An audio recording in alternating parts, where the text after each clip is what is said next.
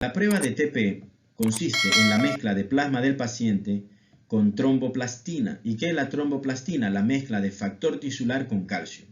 Recuerden que cuando se da una lesión endotelial se activa la hemostasia primaria, pero de manera paralela el endotelio libera factor tisular. Este factor tisular tiene la función de activar el factor 7 y a través de la activación del factor 7 va a permitir de manera sucesiva el paso del factor 10 al 10 activado, ese 10 activado en presencia del factor 5, el paso de la protrombina a trombina y después el paso de fibrinógeno a fibrina. Recuerden que la hemostasia secundaria lo que queremos generar es fibrina para darle estabilidad al tapón plaquetario. Entonces el TP me va a evaluar la vía extrínseca, esta vía que evalúa principalmente el factor 7. Si yo tengo un TP prolongado, la pregunta que yo me hago o yo me haría es, en la vía extrínseca es el que está el factor 7. Y el TP me evalúa la vía extrínseca. Así, ¿cómo estará el factor 7? ¿Está usando warfarina? Porque la warfarina bloquea los factores dependientes de vitamina K, que dentro de ellos está el factor 7. La warfarina es un antagonista de la vitamina K. Entonces, si está prolongado, yo digo, bueno, hay un problema en la vía extrínseca, hay un problema en el factor 7. Pero, ¿qué sucede si lo que tengo es un TPT prolongado? Yo sé que el TPT me evalúa la vía intrínseca.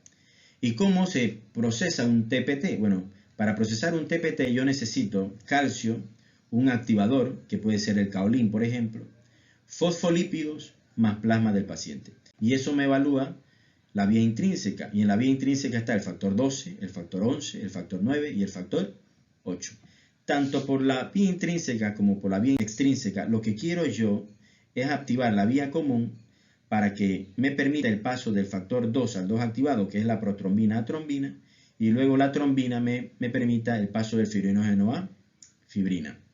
¿Ok? Entonces tengo la vía extrínseca, la vía intrínseca. Esto es usualmente cómo se estudia esto in vitro, pero in vivo sabemos que la coagulación, la hemostasia secundaria, comienza con el factor tisular, que es el que activa la vía común, permite generar el paso de protrombina a trombina, fibrinógeno a fibrina, pero en pequeñas cantidades.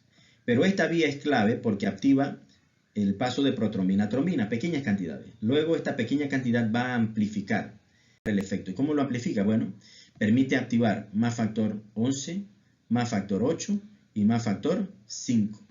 Y al activar esta pequeña cantidad de trombina que se generó en el modelo celular de la coagulación, activa más factor 11, más factor 8, más factor 5 y se amplifica la producción de estos factores. Y al amplificarse, yo voy a tener mayor cantidad de paso del factor 10 activado más factor 5, me va a permitir el paso de mayor cantidad de protrombina a trombina y esta mayor cantidad de trombina me va a permitir la propagación, que es mayor formación de el paso de fibrinógeno a fibrina. ¿Ok? Ese sería el modelo celular de la coagulación, cómo se inicia. Pero para fines prácticos, el estudio de estas pruebas se sigue utilizando el modelo clásico, que es de vía extrínseca a vía intrínseca. ¿Qué significa esta prueba de corrección 50-50? Cuando usted sea interno, usted verá que en ocasiones te van a pedir que tomes unos tiempos de la coagulación. Y cuando tomes los tiempos de la coagulación, muchas veces saldrán prolongados. Tienes que saber, ¿pero por qué están prolongados? Debes saber que la principal causa de prolongación de los tiempos de la coagulación es por error en la toma. Pero si eso se toma y está bien tomado y siguen prolongado, ¿yo qué voy a hacer con eso? Bueno, ya yo sé que si el TPT es el que está prolongado, yo sé que me ubico en la vía intrínseca. Pero la siguiente pregunta que yo me hago es que si el paciente tiene deficiencia de alguno de estos factores, ¿por qué le faltan? O tiene un anticuerpo o un inhibidor que bloquea a estos factores. Esa es la siguiente pregunta. Y para responder esa pregunta, yo hago una mezcla 50-50, que es tomo 50% del tubo de la muestra del paciente que está prolongado, 50%, y lo mezclo con 50% de un plasma normal, por eso es 50-50, 50 del paciente que está prolongado y 50% del plasma de un paciente normal. Luego hago esa mezcla 50-50. Si eso corrige, significa que el paciente tenía deficiencia de factor, porque con la mezcla del plasma normal le aportó los factores que estaban deficientes y la nueva muestra que se procesa de esa mezcla sale normal, el TPT se normaliza, entonces porque faltaban factores. Si esa mezcla no corrige es porque tiene un inhibidor, tiene un anticuerpo. Esa sería la diferencia entre uno u otro. Y es importante porque si corrige, entonces yo voy a ver si es que tiene deficiencia del factor 8, del factor 9, del factor 11 o del factor 12. Usualmente la deficiencia del factor 8, del factor 9 y del factor 11 se asocian a sangrados, pero la deficiencia del factor 12 no se asocia a sangrado. Y pongamos el ejemplo de un paciente hemofílico, un niñito, nuevamente. Pongamos el ejemplo nuevamente. El niño comienza a gatear, tiene hemartrosis, lo llevan al médico, le toma un hemograma, está normal, le piden unos tiempos de la coagulación y el TPT está prolongado. Ya yo sé que el TPT evalúa la vía intrínseca. Y yo sé que en la vía intrínseca está el factor 8, está el factor 9 y está el factor 11. Tanto el factor 8 como el factor 9 y el factor 11 se asocia a sangrado. Yo sé que la hemartrosis es el sangrado de la hemostasia secundaria. Yo sé que hay enfermedades que afectan a la hemostasia secundaria.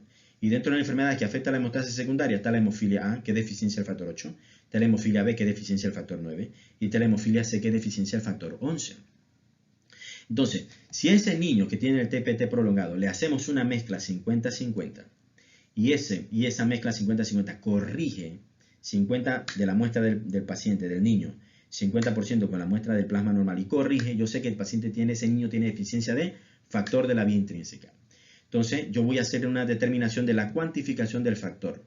Y cuantifico inicialmente el factor 8, que es el más frecuente. Si tiene deficiencia el factor 8, el paciente tiene hemofilia A.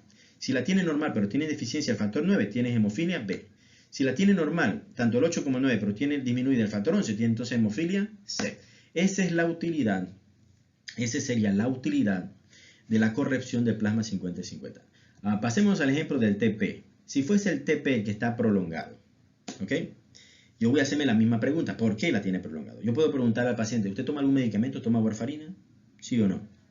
¿Es un cirrótico? ¿Tiene alguna hepatopatía? ¿Sí o no? ¿Ok?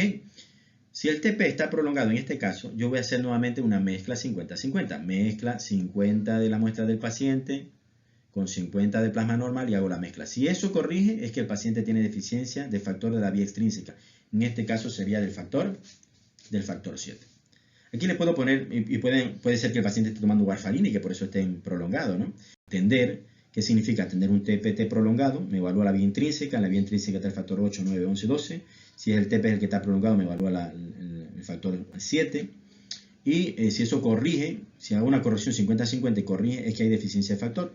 Y si hago una mezcla 50-50 y no corrige, es que tengo un anticuerpo o un inhibidor.